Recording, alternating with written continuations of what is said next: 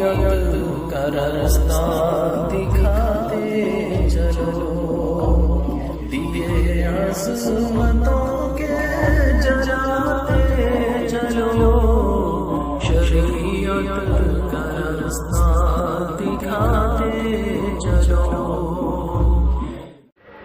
بسم اللہ الرحمن الرحیم۔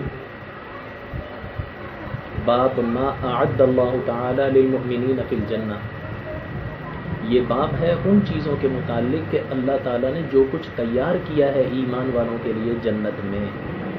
اچھا، جن بزرگوں نے یہ کتاب لکھی ہے ان کی عادت ہے کہ وہ جب بھی کسی چیز کا تذکرہ کرتے ہیں کسی بھی بحث کے متعلق تو پہلے وہ دلائل قرآن مجید میں سے دیتے ہیں، اس کے بعد پھر احادیث ذکر کرتے ہیں۔ اب یہاں پر جنت کی نعمتوں کا تذکرہ ہے تو پہلے دلیلیں جنت کی تذکرے کی قرآن مجید میں سے انہوں نے نکالی۔ چنانچہ مصنف کہتے ہیں کہ اللہ تعالیٰ نے کہا ان للمتقین فی جنات وعیون۔ اچھا، ایک حیرت کی بات بتاؤں، جتنا ایمان کامل ہوتا ہے نا، میں یقین پر بات کر رہا تھا، تو اتنا ہی اللہ تعالیٰ کے ہاں وہ بندہ بڑا مقرب ہو جاتا ہے۔ اب یہ کتاب شروع کرنے مجھے یاد آیا جن بزرگوں نے یہ کتاب لکھی ہے، امام نووی رحمۃ اللہ علیہ، ان کی عمر کتنی تھی تعجب ہوتا ہے مجھے۔ 20 سال کی عمر میں وہ عالم بن گئے تھے۔ جب 30 سال کی عمر میں پہنچے تو انہوں نے کئی ساری کتابیں لکھ ڈالی تھی۔ ٹوٹل عمر انہوں نے جو پائی ہے وہ 45 سال تھی۔ 45ویں سال میں ان کی وفات ہو گئی ہے۔ اور یقین محکم اتنا تھا اللہ کی ذات پر، ایسا یقین تھا کہ اتنی سی عمر میں ولایت کے درجے کو پہنچے ہوئے تھے۔ ان کے ایمان میں اتنی طاقت تھی کہ اللہ نے ساری مخلوق کو ان کے تابع بنا رکھا تھا۔ میں ایک امام نووی کی اہمیت بتلانے کے لیے ان کا ایک واقعہ بتلاتا ہوں۔ واقعات بہت ہیں لیکن اتنا وقت نہیں ہے جو میں بتا سکوں۔ ایک چھوٹا سا واقعہ بتاؤں تاکہ پتہ چلے کتاب لکھنے والی شخصیت کون سی تھی۔ بنو عباس کا جب دور خلافت ہوا، اس دور خلافت میں امام نووی جو ہے وقت کے امام تھے۔ بنو امیہ کی سلطنت کو بنو عباسیہ نے ختم کیا تھا،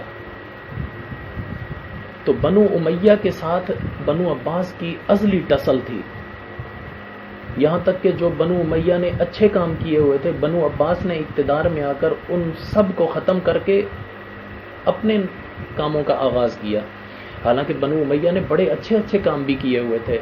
مثلا ان کاموں میں سے ایک کام یہ بھی تھا، انہوں نے نبی صلی اللہ علیہ وسلم کی احادیث کی جتنی بھی حدیثیں تھیں ان کو ایک کتابی شکل میں ہر ملک کے سرکاری خزانے کے اندر ایک کتاب اس کی کاپی کر کے رکھ دی تھی تاکہ اس ملک میں سے علم حدیث ختم نہ ہو۔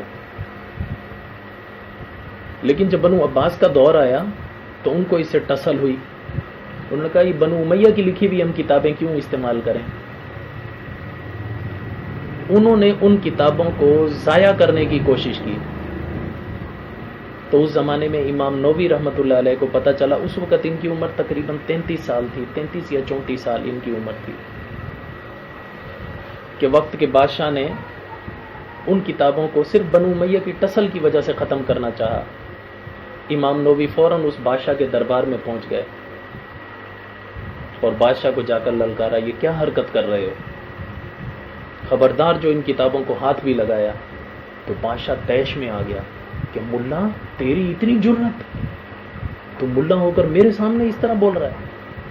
تو بادشاہ غصے سے اپنی کرسی سے کھڑا ہوا، تلوار نکالی، گردن اڑانے کے لیے آگے بڑھا۔ تو امام نووی بڑے اطمینان سے کھڑے رہے۔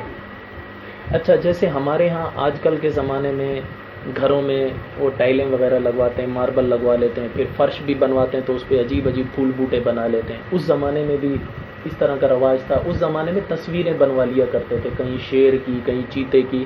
آپ نے بھی دیکھا ہوگا پرانے زمانے کی ویڈیوز وغیرہ دیکھی ہوں گی یا فلمیں وغیرہ، ان میں دیکھا ہوگا پرانے زمانے کے لوگ دیواروں کے اوپر مورتیاں بنا لیا کرتے تھے۔ تو اس زمانے کے لحاظ سے اس بادشاہ نے اپنے محل میں جو صحن بنایا ہوا تھا، اس میں شیر اور چیتوں کی تصویریں بنائی ہوئی تھی. امام نووی وہیں پر کھڑے ہوئے تھے. جیسے بادشاہ ان کو قتل کرنے کے لیے آگے بڑھا، امام نووی نے ان تصویروں کی طرف اشارہ کیا، کہا اٹھو دیکھو اس کو. کہتے وہ جو تصویریں تھیں وہ جیتے جاگتے درندے بن کر کھڑے ہو گئے اور بادشاہ کے اوپر انہوں نے حملہ کرنے کے لیے فل تیاری میں تیار ہو کر کھڑے ہوئے. بادشاہ نے جب یہ منظر دیکھا وہ بھی بھاگا اور جتنے درباری تھے سارے نکل کے دربار سے بھاگے. پھر بادشاہ کو پتہ چلا امام نووی کی کیا قدر و قیمت ہے.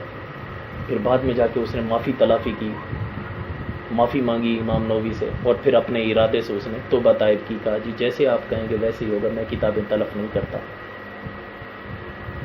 دیکھو اللہ تعالیٰ نے کیسے مخلوق کو بھی ان کے تابع بنا دیا. کیسا ایمان تھا ایک 33-34 سالے نوجوان کا. 33-34 سال ہی عمر تھی نا، اسی میں اللہ تعالیٰ نے اتنا اونچا مقام دے دیا. یہ کتاب اس بزرگ کی لکھی ہوئی ہے، کتنے انہوں نے اخلاص کے ساتھ لکھی ہوگی. خیر وقت کم ہے، پہلے ترجمہ کر لیتے ہیں، بعد میں وقت ملا تو تھوڑا بہت